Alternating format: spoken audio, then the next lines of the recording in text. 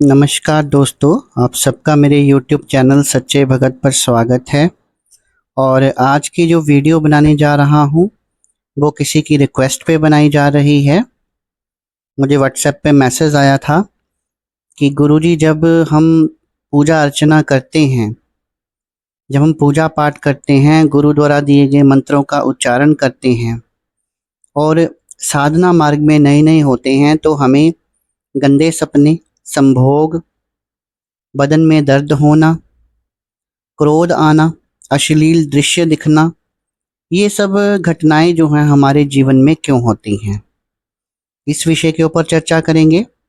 वैसे तो इस विषय को मैं अपनी पहले जो मैंने वीडियोस बनाई हैं उनमें भी समझा चुका हूँ, लेकिन आज फिर इस विषय के ऊपर हम चर्चा करेंगे।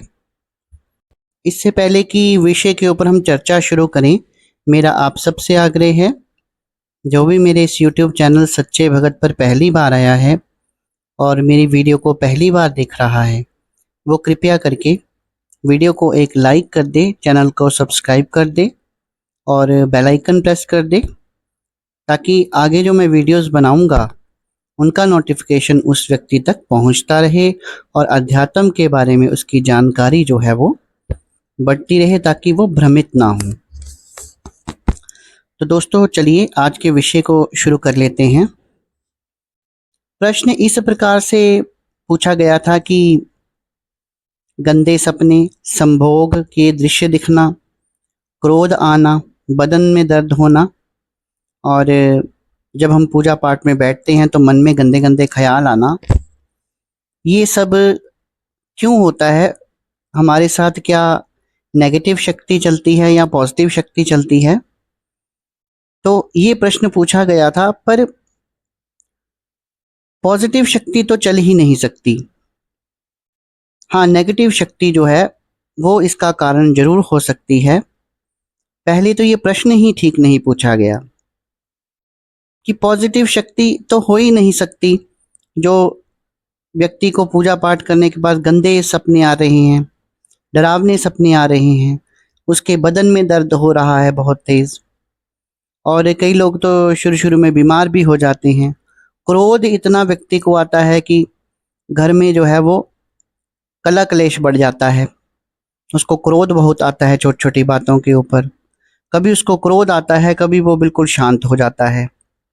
और सपने में जो संभोग के दृश्य होते हैं वो भी दिखते हैं, और जब हम पूजा पाठ में ध्यान लगाकर बैठते हैं तब भी हमें संभोग के अश्लील जो है कुछ दृश्य दिखते हैं, जिससे हमारा मन जो है वो बहुत ऐसे हो जाता है कि हम तो पूजा पाठ कर रहे हैं और हमें ये किस तरह के विचार आ रहे हैं। तो दोस्तों जब इस तरह के विचार आए तो उन विचारों को हमें रोकना नहीं होता है, हमें उन्हें बहने देना होता है, हमें उन्हें आने देना होता है अपने शरीर में। क्योंकि अगर हम इन विचारों को रोकेंगे, चाहे वो अश्लील विचार क्यों ना हो, उससे ज़्यादा नुकसान होगा। तो विचारों को रोकना नहीं है। और जिस इष्ट का आपको मंत्र दिया गया है या दीक्षा दी गई है, उस इष्ट की ओर जो है वो आपका ध्यान जो है वो होना चाहिए। और इष्ट की तरफ ध्यान के साथ साथ जो भी आपको नियम बताया गया है वो नियमित रूप से करना है, एक रूटीन में करना है। जैसे जैसे मान लीजिए आप मानसिक जप करते हैं किसी भी मंत्र का, तो जैसे जैसे आप मानसिक जप करते जाएंगे तो पुराने से पुराना जो भी कोई जादू टोना है या शरीर में कोई नेगेटिविटी वास कर रही है वो धीरे धीरे खत्म हो जाएगी। एक ना एक दिन उसे जाना ही होगा और शरीर जो है वो अपने आप को सक्षम करता है कि यूनिवर्सल एनर्जी, जहाँ हमारे ईस्ट की शक्ति जो है उसने हमारे शरीर में आना होता है, तो उससे पहले पूरा शरीर जो है उसको वो एनर्जीज जो है वो प्रिपेयर करती हैं, उसको बनाती हैं अपने काबिल, कि शरीर जब उनके काबिल हो जाता है तब जो है सवारी आती है जहाँ शक्ति जो है वो शरीर में प्रवेश करती है, या फिर उस शक्ति की जो तरंग है वो है उस शरीर में दिखाई देती है। लेकिन उससे पहले अगर नेगेटिविटी है तो पॉजिटिविटी नहीं दिखाई देती। कुछ लक्षण दिखाई देते हैं जिनको देखकर हम ये पता लगा सकते हैं कि शरीर में नेगेटिविटी है। जब हमने पूजा पाठ शुरू किया था तो हमारे बहुत सारे गुरु रहे हैं। हमारे सबसे पहले गुरु ही मुस्लिम थे और उन्होंने मंत्र दिया था, एक शाबर मंत्र था जो कि ख्वाजा जी का मंत्र था। और उन्होंने ये बात समझाई थी कि जिस व्यक्ति के पास ख्वाजा की सिद्धि नहीं होती है वो कोई भी अन्य सिद्धि जो है वो करने में सक्षम जो है वो कभी नहीं होता। तो आप पहले अगर ख्वाजा जी की सिद्धि आप कर लेते हैं तो अन्य देवी देवता जो होते हैं वो स्वयं ही सिद्ध हो जाते हैं। तो शुरू शुरू में जिज्ञासा भी थी और मुझे ये लगता भी था कि वो व्यक्ति किसी के भी भूत वर्तमान भविष्य के बारे में कैसे बता देता है। मन में जिज्ञासा उठी, खेल खेल में मंत्र ले लिया।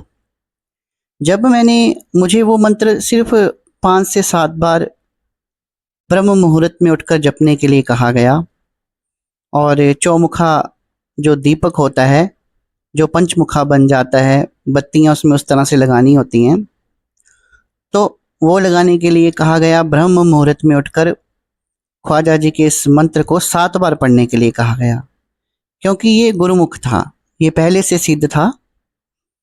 तो कहा गया। तो जब मैंने पूजा पाठ शुरू किया, वो मेरे अध्यात्म की शुरुआत थी।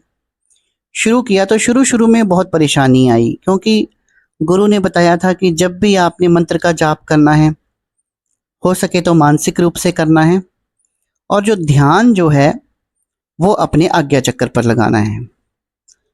तो जब मैंने ध्यान जो है वो आज्ञा चक्र पर लगाया तो क्या देखता हूं कि विभिन्न विभिन्न प्रकार की जो हैं वो शक्तियां, बहुत डरावनी, कुछ जिन्नों की तरह, कुछ परियों की तरह, इस तरह की शक्तियां जो है मुझे दिखाई देती थी और ऐसे लगता था कि वो मेरे आज्ञा चक्र की ओर बढ़ रही हैं, क्योंकि मेरी कंसंट्रेशन आज्ञा चक्र के ऊपर जा रही थी।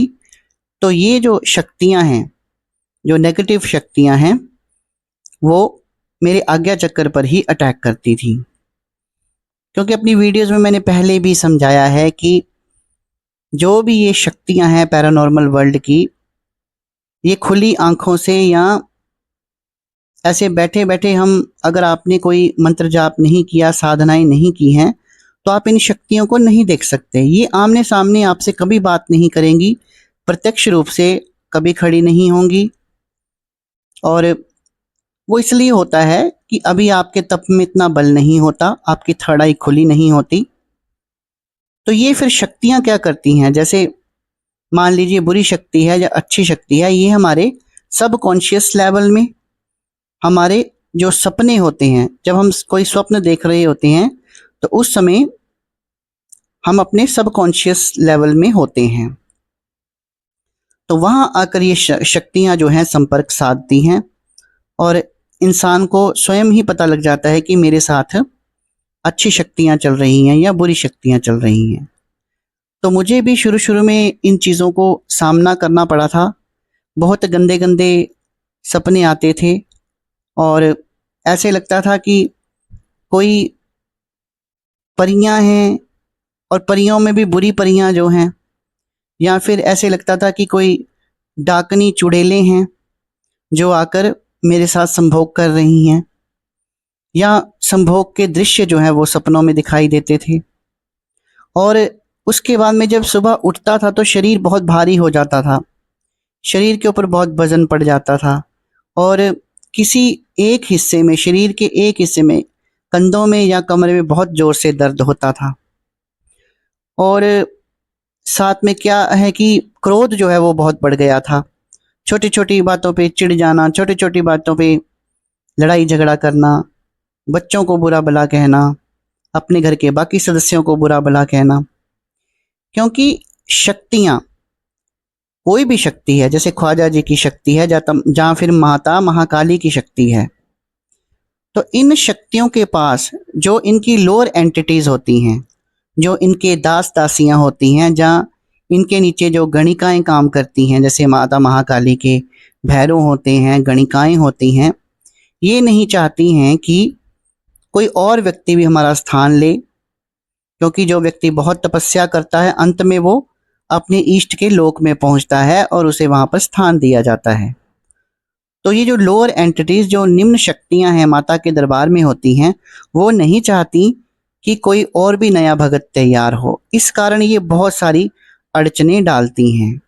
हालांकि बाकी देवी देवताओं की पूजा में भी ऐसे होता है, जैसे आप किसी और देवता की पूजा करोगे, जैसे भगवान कृष्ण की, भगवान वासुदेव की, भगवान शिव की, कठिनाइयां तो उनकी पूजा पाठ में भी आती है, ख्वाजा पीर की। लेकिन माता की जो है, जितनी भी देवियां हैं, उनकी सिद्धि करना बहुत मुश्किल है, उनके मंत्रों को सिद्ध करना बहुत मुश्किल है, और खासकर माता महाकाली, ये जो देवी है, माता महाकाली हैं, इनका जो है, इनकी सिद्धि करना बहुत मुश्किल है। इनको सिद्ध आसानी से नहीं किया जा सकता, क्योंकि ये एक ऐसी शक्ति है जो अपनी मर्जी से आती है और अपनी मर्जी से जाती है। और इनकी गणिकाएं, इनके सेवक और इनके दरबार में जितने भी भैरव हैं, उनमें कुछ डरावने भी हैं जो साधकों को आके डराते हैं। जैसे कि वो क्या करेंगे कि आपके स्वप्न में बहुत ही भयानक सपने आपको दिखाएंगे, या ऐसी कोई दृश्य दिखा देंगे कि आप ये साधना कर रहे हैं तो इसके आपके परिवार का कोई सदस्य खत्म हो जाएगा, उसकी बलि लग जाएगी। तो वो शक्तियां जो हैं वो पहले स्वप्न में डराना शुरू करती हैं, और व्यक्ति को बहुत गुस्सा रहता है, उसके बदन में दर्द रहता है, और किसी को देखकर या फिर किसी स्त्री को देखकर या पूजा पाठ में बैठे बैठे भी जो है वो अश्लील ख्याल ही आते हैं। देवियों की या फिर माता महाकाली की सिद्धि जो है वो बहुत मुश्किल है। पर ये सब जो है वो कुछ दिन चलता है। कई बार जो नेगेटिव चीजें हैं वो आपके शरीर में ही हैं, बाहर नहीं हैं, आपके शरीर में, आपके घर में है। नेगेटिव एनर्जी जो है वो माता महाकाली बन बन के आपके आगे खड़ी होंगी, और आपको ऐसा लगेगा, आपको डराएंगी भी, और आपको ऐसा लगेगा कि यही देवी है और हमें देवी के दर्शन हो रहे हैं, लेकिन वो होते भूत प्रेत हैं। तो बहुत वर्ष लग जाते हैं दोस्तों सिद्धियों और साधनाओं के लिए। ये कुछ दिनों की बात नहीं होती। कम से कम भी आपकी स्पिरिचुअल अवेकनिंग के लिए 8 साल लग जाते हैं। 7-8 साल तो लग जाते हैं आपके शरीर को पनपने में, आपके शरीर को बनने में, और उसमें से नेगेटिविटी को दूर करने में। क्योंकि जब आप पूजा पाठ करते हैं, मंत्रों का जाप करते जाते हैं, तो एक ना एक दिन नेगेटिविटी जो है, अगर आपके शरीर में कोई भूत प्रेत है, आपके घर में कोई भूत प्रेत है, तो वो अपने आप ही चला जाता है।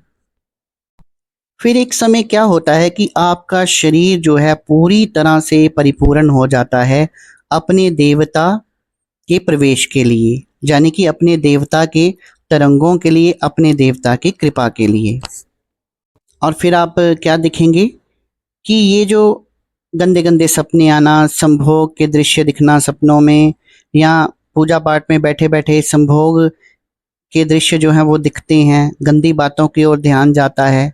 जैसे ही पूजा में आप बैठते हैं तो शरीर के किसी अंग में बहुत ज़्यादा दर्द होना लगता है, या जैसे आपके पैर जो हैं वो सुन्न हो जाते हैं। जैसे आप पूजा पाठ से उठते हैं उसके बाद में भी कई बार बदन में दर्द हो जाता है। घर में कला क्लेश बहुत रहता है, गुस्सा बहुत आता है आपको, और आप देखेंगे कि धीरे धीरे ये चीज़ें सब कम हो जाएंगी, बल्कि बंद ही हो जाएंगी। फिर क्या होता है, फिर जो है आपकी आत्मा जो है वो अपने देवता, अपने इष्ट के साथ जुड़ना शुरू होती है, और धीरे धीरे इष्ट का आपके शरीर में आगमन होता है। लेकिन दोस्तों उससे पहले बहुत सारी परीक्षाएं देनी पड़ती हैं। कई बार तो पागलपन तक भी आ जाता है। तो ये नेगेटिविटी के कारण ही है, और जब नेगेटिविटी दूर हो जाती है तो ये सब चीज़ें भी जीवन से दूर चली जाती हैं। स्वप्न में भी हमें देवी देवताओं के दर्शन होते हैं, उनके सिद्ध पीठों के दर्शन होते हैं। तो आशा करता हूँ कि ये जो आज का टॉपिक था इसको मैंने कोशिश किया है कि ज़्यादा से ज़्यादा आपको समझा पाऊँ, सरल भाषा में समझा पाऊँ और आप लोग समझे भी होंगे। तो दोस्तों अगर वीडियो आपको अच्छी लगी हो तो वीडियो को एक लाइक कर दीजिए, चैनल को सब्सक्राइब कर दीजिए और बेल आइकन को प्रेस कर दीजिए और ज़्यादा से ज़्यादा शेयर कर दीजिए ताकि ये जो टॉपिक है जो बहुत लोगों के मन में आता है उनको समझ आ जाए कि हमारे साथ ऐसा क्यों होता है। तो आज की वीडियो में दोस्तों इतना ही। कल फिर हाजिर होऊंगा एक नई वीडियो के साथ। तब तक के लिए शुभ रात्रि।